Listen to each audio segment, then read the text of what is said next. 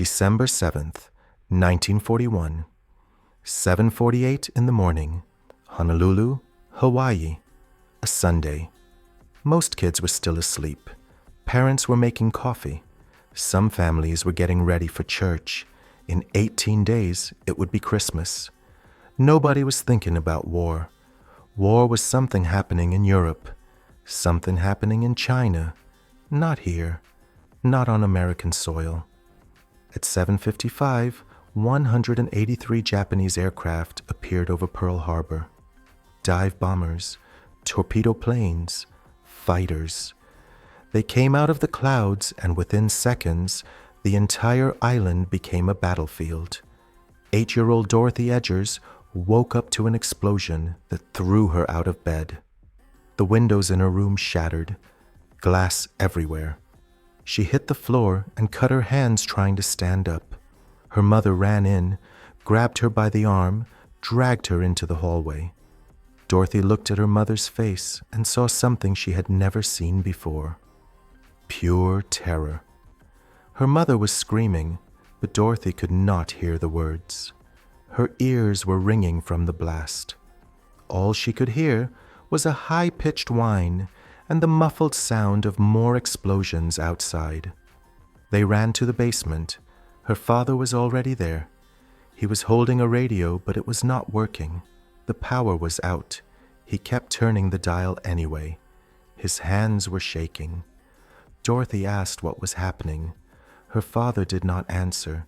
He just stared at the ceiling as the house shook again and again. Across the harbor, 10-year-old Robert Kinsler was already outside when the attack started. He heard the planes before he saw them. Low, fast, loud. He looked up and saw the red circle on the wings, the rising sun. He did not know what it meant yet, but he knew it was wrong. Then he saw the bombs drop. Not one, not two, dozens. They fell in a line toward Hickam Field where his father worked. Robert stood there and watched them fall. He did not run. He did not scream. He just watched. The first bomb hit the airfield, and the fireball rose so high, Robert thought it touched the clouds. Then the second. Then the third. Black smoke poured into the sky. Robert could feel the heat from where he was standing.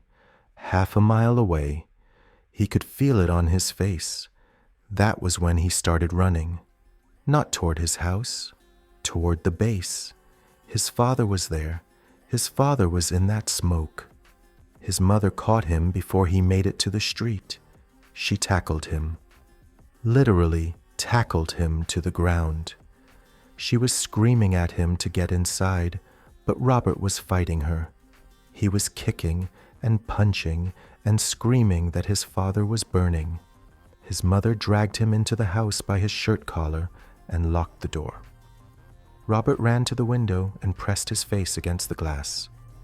All he could see was smoke, thick, black, endless.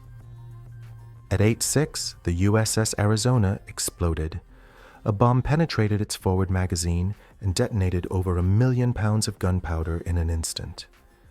The explosion was so massive that people felt it 20 miles away. Windows shattered across Honolulu. Car alarms went off.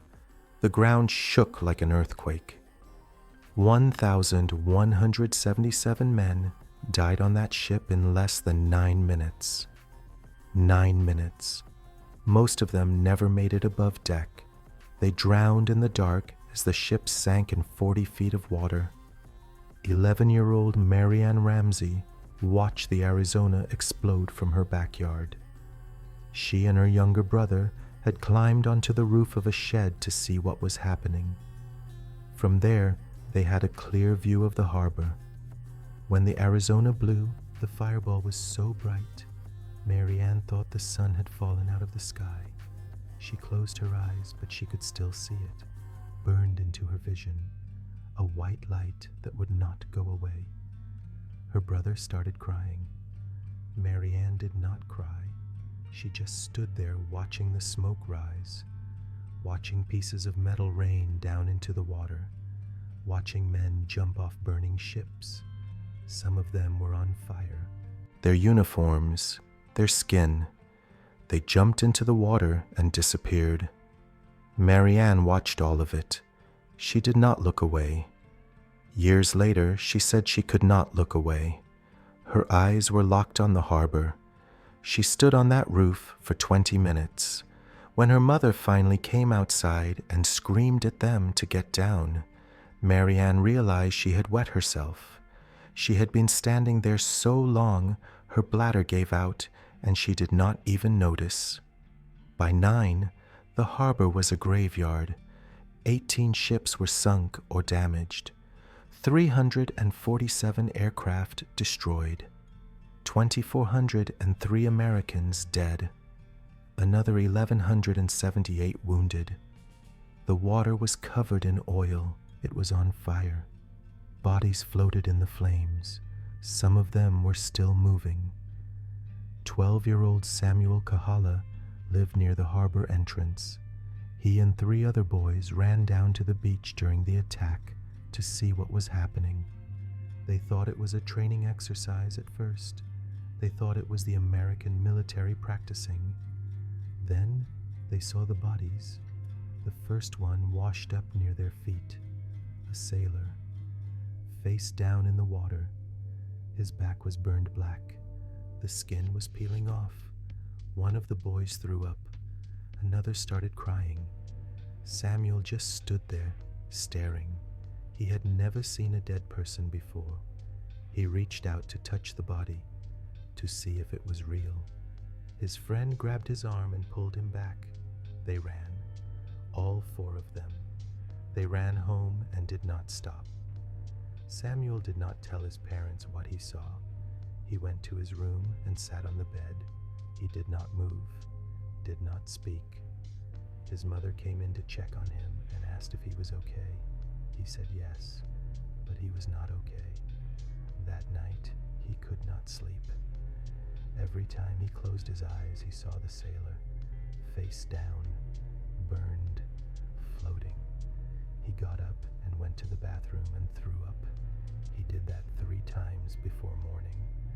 The attack lasted less than 2 hours. By 10, the Japanese planes were gone. The sirens stopped. The explosions stopped. Everything went quiet, but the smoke kept rising. It hung over the island for days. The smell was unbearable. Burning oil, burning rubber, burning flesh. It got into everything. Clothes, hair, skin. You could taste it when you ate. You could smell it when you breathed. Kids on Oahu lived in that smell for weeks. Dorothy Edger's father finally got the radio working that afternoon. The first thing they heard was President Roosevelt's voice. He said the United States had been attacked, that we were now at war. Dorothy asked her father what that meant. He said it meant everything was going to change. He was right. By the next day, every major city on the West Coast was preparing for attack. Air raid sirens were installed overnight. Schools were turned into evacuation centers. Parents were told to prepare emergency kits, to blacken their windows at night, to teach their children how to hide. On December 9th, San Francisco held its first air raid drill. 750,000 people were sent home from work and school. The city went completely dark. No lights, no cars, sirens wailing. Parents grabbed their kids and ran to basements, to closets, to bathtubs, anywhere underground. 10-year-old James O'Brien from Brooklyn remembered the first time the sirens went off in his neighborhood. It was 2 a.m. He was asleep. The sound cut through the silence like a scream. His father burst into his room, scooped him up, ran him down to the basement. His mother was already there with his baby sister. They sat in the dark, waiting. His father tried to explain what was happening, but James could tell his father did not know either. That was the worst part. seeing his father scared. The fear was real. After Pearl Harbor, Americans believed the West Coast could be next. There were reports of Japanese submarines off California. On December 20th, a Japanese sub surfaced near Santa Barbara and fired 25 shells at an oil refinery. Most of them missed, but the message was clear. The war was not far away. The war was here. The war could come to your backyard at any moment. By the end of 1942, over 2 million child-sized gas masks were distributed across the United States. Kids as young as 5 had to learn how to put one on in under 30 seconds. Teachers held gas mask drills every week. If you could not do it fast enough, you practiced until you could. Imagine being 6 years old and being told that poison gas might fall from the sky. That your survival depends on how fast you can strap rubber onto your face. That if you are too slow, you die. Schools also started duck and cover drills. If you see a flash, drop to the ground, cover your head, stay down. Teachers explained that bombs could come without warning, that you might not have time to run, that the best chance of survival was to get low and protect your neck. Every week, the teacher would shout, "Drop," and every kid in the room would hit the floor. Hands over heads, your eyes closed, waiting. By 1943, 16 million American children had done this drill. 16 million. Almost every school-age kid in the country. Dorothy Edgers never slept peacefully again. Every time she heard a plane, even years later, her body went rigid. Her heart raced. She would stop whatever she was doing and scan the sky for red circles. She was 8 years old, and she had learned that the sky could kill you. Robert Kinsler found out his father survived. He came home that night covered in soot, shaking. He smelled like smoke and gasoline. He did not talk about what he saw. He just hugged Robert and did not let go. Robert asked if the Japanese were coming back. His father said he did not know. Robert stopped sleeping in his own bed after that. He slept on the floor of his parents' room. He wanted to be close. He wanted to be ready. Marianne Ramsey became obsessed with planes. She would sit outside for hours watching the sky. She learned to identify aircraft by their shape, by their sound. She needed to know if they were friendly or not. Her parents thought it was strange. They thought she would be afraid of planes. But she was not afraid. She was vigilant. She had learned you cannot trust the sky. You have to watch it. December 7, 1941, was the day American children learned that home is not safe, that war does not stay far away, that you can wake up in peacetime and go to bed in hell.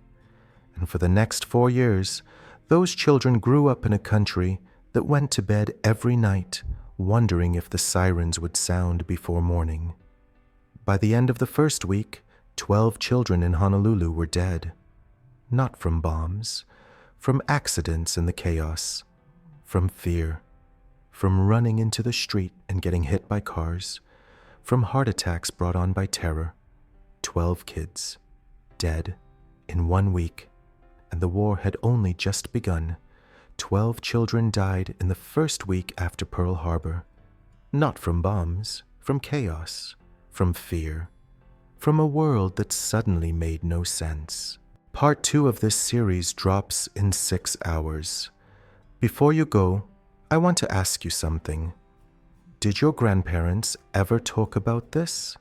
About what it was like to be a child when the world went to war? Leave a comment. Tell me their story. Or tell me what shocked you most about what you just heard. This isn't just history. This is memory. And memory dies when we stop talking about it.